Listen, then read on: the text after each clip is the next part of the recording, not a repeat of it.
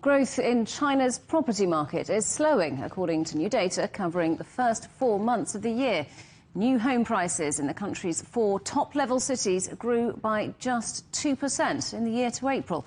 All of those 4 cities, Beijing, Shanghai, Guangzhou and Shenzhen, showed a monthly rise of less than 1%, with Beijing performing slightly better than the rest. And crucially, investor enthusiasm appears to be cooling as well. Overall investment in urban construction projects has fallen by 6.2% year-on-year. Well, Zann Quek is Regional Director and Head of Greater China at Salboy Group. Welcome to the programme. So what do you make of these figures and what they say about China's property market? Despite modest month-on-month growth in April, it's encouraging to note that the first-tier city home prices have actually experienced year-on-year growth for the 4th consecutive month. The dip in figures were attributed by a decline in the second-tier cities, but demand for homes in first-tier cities remains robust. Housing price expectations is still a consideration behind home buying confidence, which is evident in the surge in second-hand home viewings within the bigger cities just a month before. An increase in disposable income for the average Chinese worker will attribute higher spending power, which is why a boost in the broader economy plays a part in determining home buying trends. When you look at China's property sector, it's so important both the domestic economy and globally, isn't it? What measures do you think we might see to cement its stability?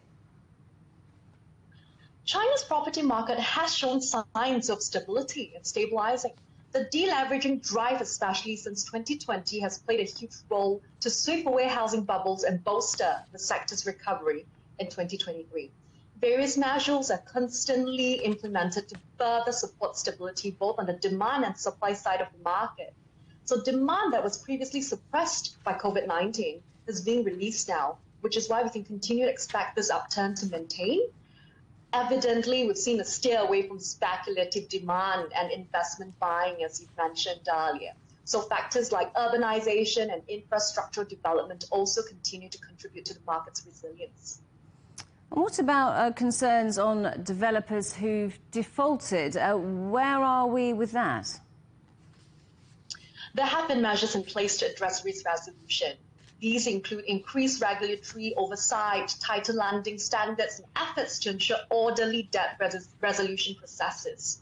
Easing certain financing conditions have also attributed to a positive shift in the financing landscape, providing a favorable environment for developers. Private equity funds that have been roped in to revive the housing market similarly face thresholds designed to ensure that investors can manage the risk inherent with these typically large-scale long-term funds. So with ongoing policy support and recovery efforts, developers are expected to regain their liquidity and confidence, fostering a positive outlook for the property market. Zann Quek from Salboy Group, thank you very much for talking to us today.